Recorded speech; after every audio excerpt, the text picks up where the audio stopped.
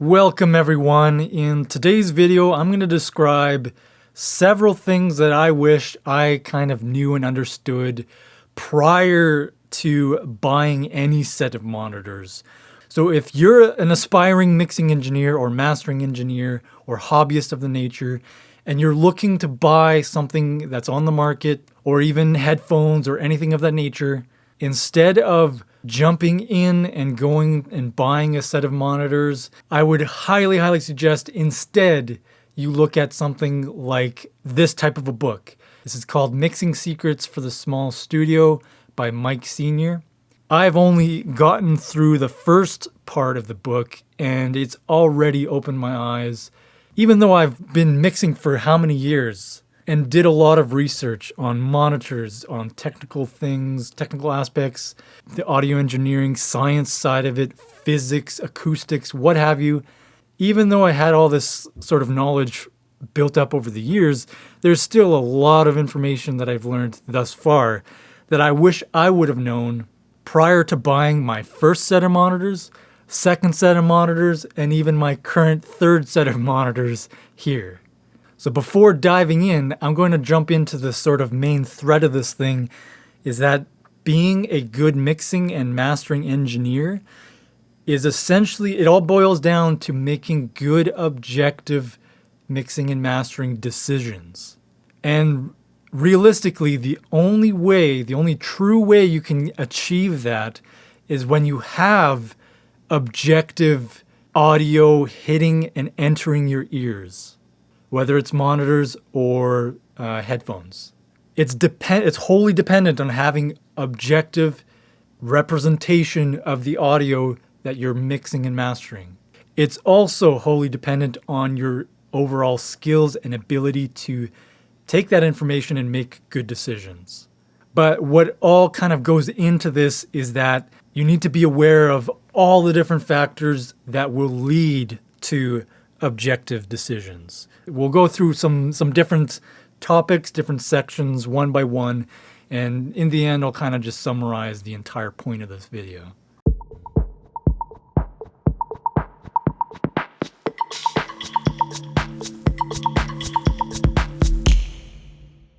So if you've already done a little bit of research, you've probably looked into what is available on the market.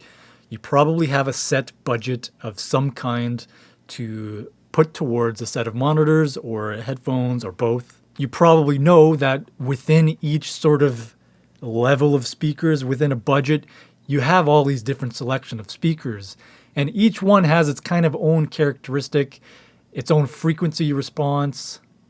And by frequency response, I mean such as the following. Here's a breakdown of many different speakers, of the frequencies that it can project in audio. You see there's some dips and valleys and peaks at different frequency ranges. And when I was first buying monitors, my main sort of tactic was I'm going to find my budget, find a number of speakers that are in that budget, listen to them, and kind of just gauge which one I think sounds the best and will give me the most objective sort of frequency response that will help me make good decisions. It was really basic, and I ended up going with a Mackie MR5s. It was an older model, so it's the ones before these. It was very much on the low end. I had a crappy little room with a peaked roof that made the room just terrible quality. I had very limited amounts of acoustic treatment. Now, when I started mixing with these things, I would bring my mixes into my car and I would realize that, holy shit, this sounds terrible. What is going on? I'd go back into my room and start mixing, kind of remember what I heard in the car, make adjustments based on that, go back to my car. Still, it was kind of off. Go back and, like, I wasted so much time going back and forth doing car checks. At some point I realized, okay, these speakers are coloring the sound. They have to be. Like, how could it be that I go to my car and I have just a different sounding mix to my ears? So my next goal was to sort of figure out, okay, what would be a better speaker so that I can get better results. And I've heard many times before about the NS10 being like a standard mixing monitor and how great they are. And they stopped making them. They're quite expensive to get your hands on these. And they're usually like quite run down because it's just used over how many decades. But Yamaha makes a sort of newer take of that, which is the HS series. And I figured, okay, maybe I should go to the HS series and that would give me more objective results. And so I went to the store again, I listened to these speakers, and I figured in my head, aha, the mid section, the mid frequencies are better represented with the speaker. I can hear more details in the mids. The highs are a little bit emphasized, whatever. And then I compared to the Mackeys that were in the store, and I said, okay, yes, no, this is a better objective studio monitor. So I bought these bad boys, and then I sold my other monitors. Along with that, I also had a sub that I currently still have, which is a Mackie sub. And I mix EDM, I produce electronic music. So this is a pretty essential staple for me to know what's going on in the low end. Now, by this time, I already had bought in some acoustic treatment and I was doing things. I'll touch more on treatment and room dimensions and things like that later on in the video. But at this point as well, I had moved into a new home, a new mixing environment, which was a much better shaped room. It was longer. I was getting better results with these speakers and with the new room. But still, I would go into my car, which has a sub, and the mix would not translate to the car. Mostly in the low end, but even just normal things like relative volume of the vocal in the mix, or the amount of reverb and delay that I'm adding to the mix. I was still not getting a good objective monitor. And this was it was absolutely frustrating. And then it was somewhere around this point where I was thinking of getting new monitors. I heard about certain things like Sonarworks Reference.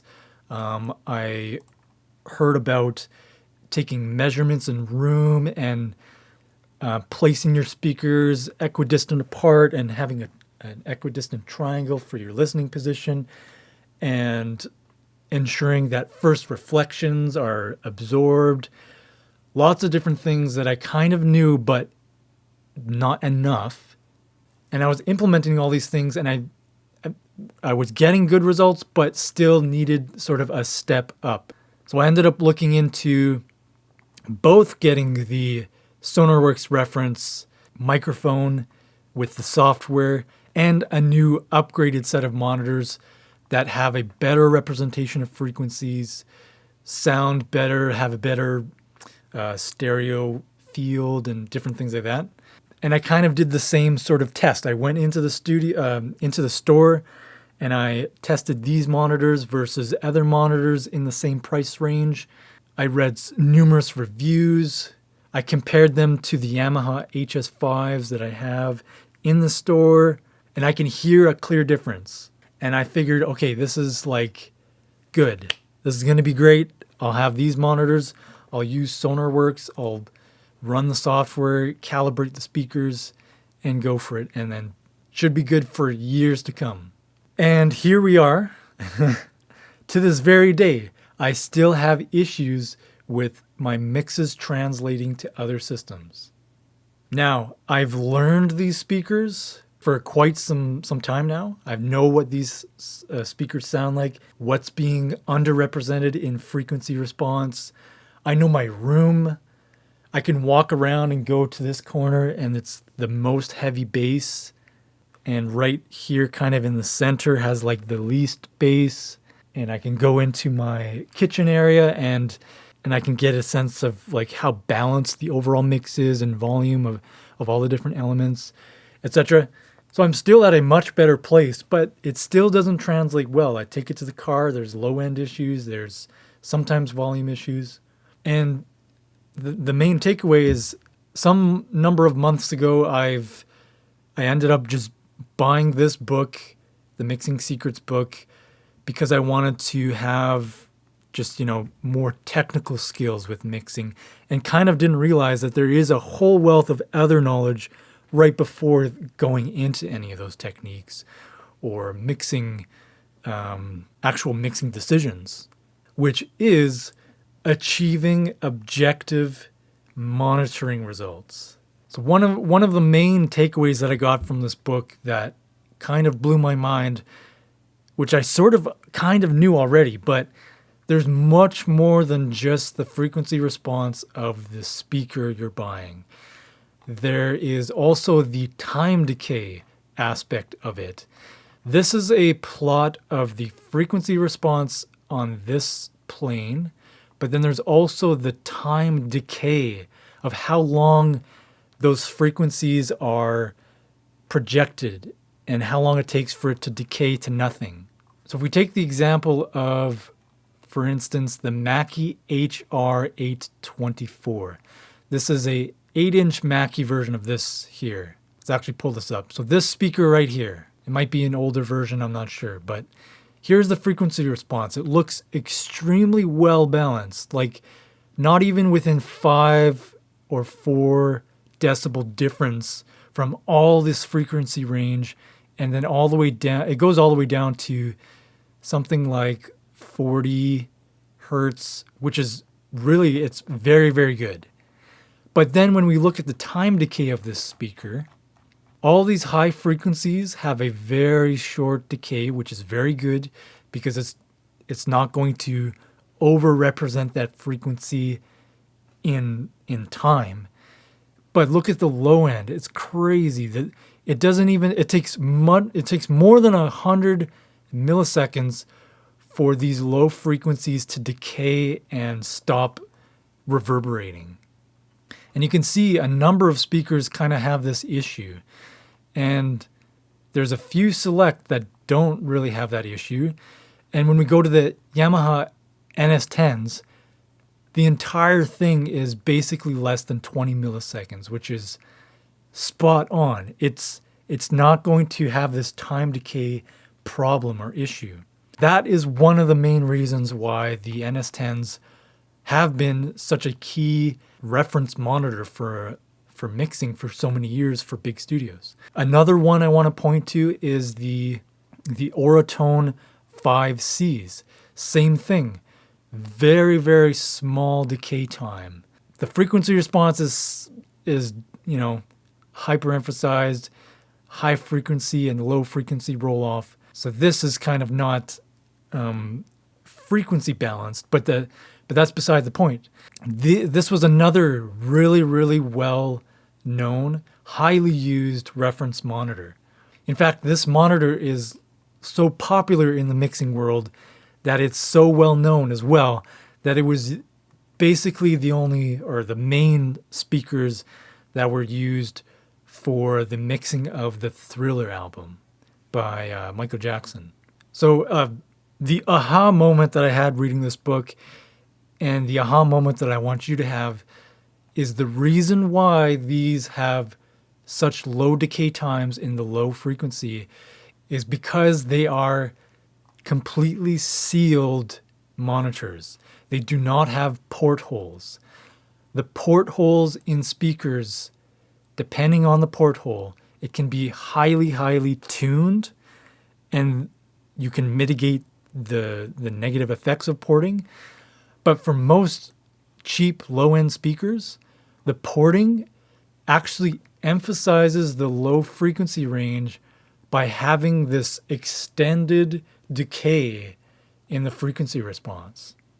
So if we go back to the Mackies, there's the main driver, which creates the low frequency range, and then there's the high frequency driver, and then there's what's called a frequency crossover, which essentially means there's a specific frequency range where it starts to cut off sending those frequencies to one of the drivers and starts sending it to the other driver. So I think most speakers, if someone can correct me if I'm wrong, but it's somewhere around 1 to 3 kilohertz where the frequencies will kind of intersect and roughly, 3 kilohertz and lower, these speakers will represent. Anything higher, these ones will not, and vice versa. There's a crossover frequency. And at that crossover, there's actually going to be frequency phasing and anomalies that occur by having 2 drivers on a speaker. And that's going to cause some issues in that crossover frequency range. There's going to be phasing, and it's going to create a non-objective representation of that frequency range, or at least not optimally objective. So the NS10s do have this sort of crossover issue to be aware of. They don't have the porting issue, the time decay factor. But what's great with the Auratones is that they are a single driver. And I'll show you a picture of a kind of fresh take, quote unquote, of this Auratone. It's basically just a cubed speaker that has no ports and one single driver, one little speaker cone. So this eliminates the time decay and the crossover phase distortions. So the unfortunate thing is that Auratones are no longer manufactured, at least the classic brand. There's a new type of Auratones that are being manufactured, and then there's these Avantones that are also kind of trying to mimic what the Auratones were all about. So to kind of summarize and put this section of the video to rest, my point is you can buy any number of different speakers in any different budget range, but if you don't know some of these basic things that I've just demonstrated, you're probably not going to make great decisions on choosing a set of monitors. And it's going to be kind of colored by your subjective opinion about things, which is what I was doing for how many years. So if anything, resort to buying this book first instead of monitors, and hopefully you'll thank me later. So I'll leave a link in the description down below for this book. Just be aware it probably will be an Amazon affiliate link. So feel free to use that affiliate link, and then if you do end up buying the book, I get a small, tiny cut out of it. So that's basically it for the monitor stuff.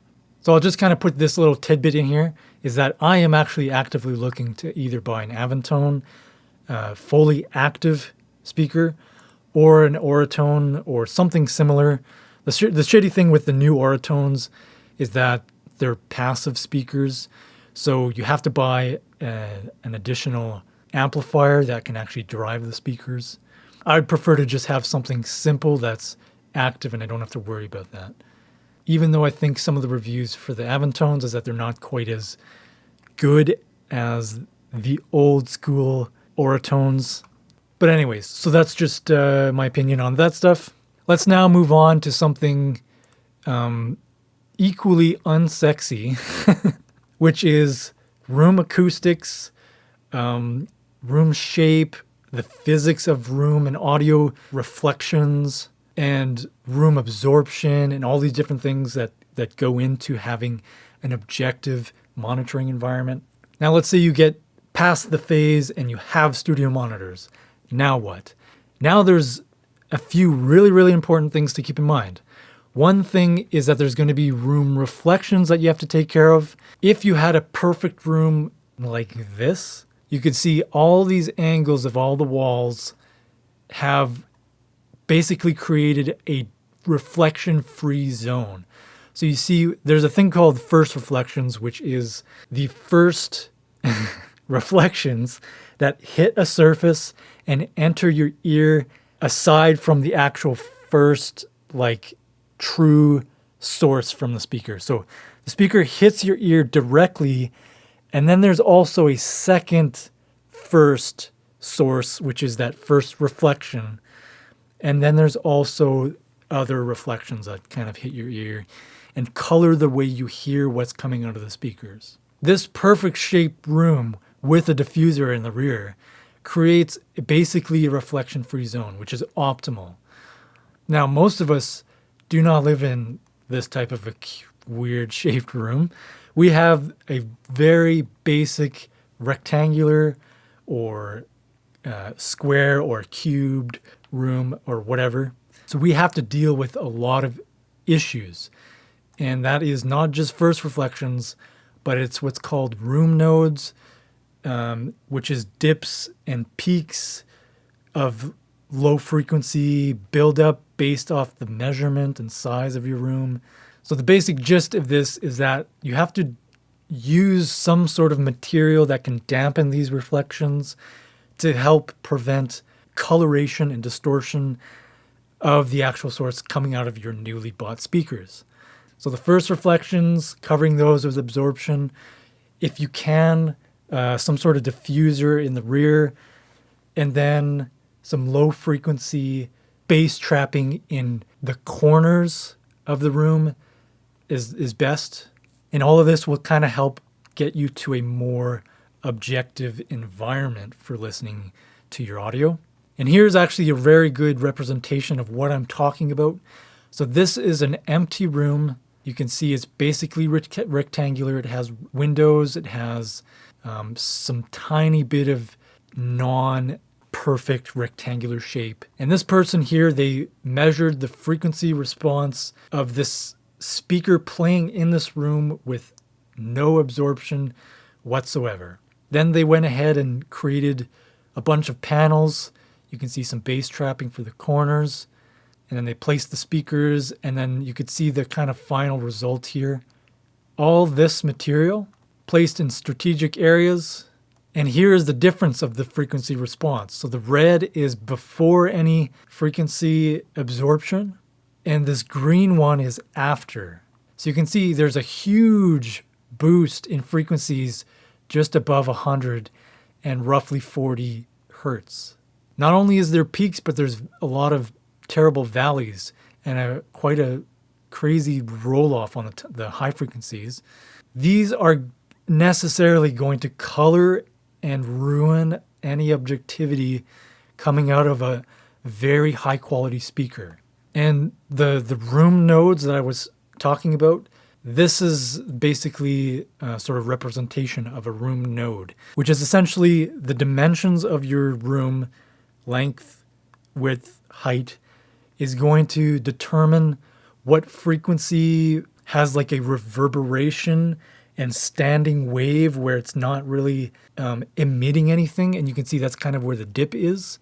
I could be using the wrong terminology here, but the standing wave, essentially, it's almost like it's trapped and it's not producing that frequency to the point where you can actually hear it. And then there's other points. If you step like 3 feet away, it's kind of going to have the opposite, where it's going to have frequencies that are really, really emphasized. It's kind of hard to explain, but I think you get the gist of it. Okay, so that's like the frequency response. And then what we touched on before was the waterfall or the time decay aspect of that. And you can see here, this kind of midsection of the 120 hertz roughly, that has a much better decay time. Same with the low frequencies, and same with basically all the frequencies. So in this basic amount of absorption, they've now achieved a much more objective listening environment. So you want, yes, the objective representation from the speaker itself, but you also need and want the objective room dynamics. And a kind of general rule of thumb is that you should invest as much money and time and effort into getting your room acoustics good as you do to getting the speaker itself. So budget-wise, as far as money, you should spend as much money on room absorption and diffusion and stuff as you do on speakers themselves. Okay, so there's that. There's also the fact that wherever you put your speaker is going to get different results as well. And where you sit in relation to where your speakers are, and the distance between the speakers and the distance between each speaker to you, as I was alluding to before. So I'm going to leave a link to all these important pages down below, this one in particular. Okay, so this website, what it does is it helps you determine what's the best or optimal position to put your speakers and for your where your listening position should be. I've kind of just put in some measurements that kind of roughly translate to what my room is. 8 feet by 7 feet, let's just say that hypothetically. And there's a few different good options. There's these real trap sort of scenarios. I think it's basically tested and designed by the real trap company or people behind it. I'm not sure. There's also what's called rule of thirds. And then there's a few different ones like this Cardis. I don't know what exactly that's referring to, but basically because there's like a certain position in your room based on your room measurements, where there's going to be more emphasis and spikes of certain frequencies and dips in certain frequencies at certain positions. So this is basically trying to put where it'll hopefully mitigate as many of those problems as possible. And what I've done is I've actually done the rule of thirds positioning. So the worst possible placement for speakers and listening position is the dead center of the room. And usually the low frequencies are very much more hyped closer to rooms and corners and stuff like that. But so I've entered in my measurements, and then it's going to tell you exactly where to place your speakers. So the space between the speakers should be 2.94 feet, because I've entered this in terms of feet. Then your head to your main wall, this one here, is 4.87 feet. Speaker from the main wall and speaker from the side wall. So it gives you like the perfect spot. That's what I've done with my speakers here. My actual listening position is more right here. So now if we kind of just have a look back and see what we've done here, we've covered a lot of ground. There's getting speakers that are going to be objective. There is treating your room so that your room is more objective.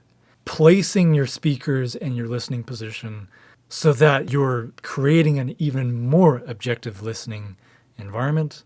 And then lastly, to kind of wrap all of this stuff up, I'm just going to point to the Sonarworks Reference 4.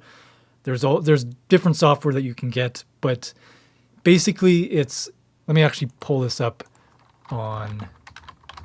So I did a recent video that I was talking about this, but essentially you get in this package a microphone that you use to measure your speakers. There's like a bit of software that plays a bunch of different sounds, and you move this microphone in different positions in your room, and it essentially takes a snapshot and measures your room and tells you what frequency distribution your speakers are creating in your room environment. So this is the first snapshot I've ever done after buying Sonarworks with my Yamaha HS5 monitors. And you can see this gross giant peak of about 12 decibels at roughly 100 hertz. That is not an objective listening environment or speakers at all. So I did some tweaking. I just turned down my sub and I got a slightly better result. I turned down the sub and did a better crossover frequency, and I think I got an even better result slightly here. Like it kind of hovers more centrally around where the peaks and the valleys are affecting the low end here. And you can see the high end didn't really change much because I didn't really do too much with the speakers in the high end. But at least with this measuring device, I could tweak my monitors with just by changing the volume, and I was already getting more objective results. Now this software also allows you to actually turn on the calibration, which effectively creates an exact opposite frequency coloration coming out of your speakers so that it's more characteristically flat. That's great. You don't have to use this type of software if you don't want to, because it does color it. But the overall best case scenario is at least using it to understand what's like how objective your monitoring actually is. and then being able to make changes to your speakers so that you can get a better, more objective frequency response. One thing I want to quickly mention is this measurement from the HS5s was before I moved my desk and speakers and listening position to the optimal rule of thirds position. And you can see the difference in the frequency response. It was basically optimal, but it was still peaking at about 8 to 10 decibels in this 100 hertz area. Whereas here, nothing reaches even past, I would say, 5 decibels of peak and valleys. And the high frequency from roughly 1 kilohertz is much more stable. The mids are nice and stable. So that is, yes, the actual speakers themselves doing a better job, but it's also optimally positioning the speakers and my listening position, creating an even more objective listening environment or an objective listening situation. Okay, so this is longer than I intended. So let's kind of wrap this all up in a bow and state the following. If you do not have the budget to invest in absorptive material and speakers, or if you just have a very suboptimal listening environment, then I would highly suggest first looking into a high quality set of monitoring headphones. And the best monitoring headphones would be open back, completely full open backed, like these Sennheiser's HD 650. There's some other ones.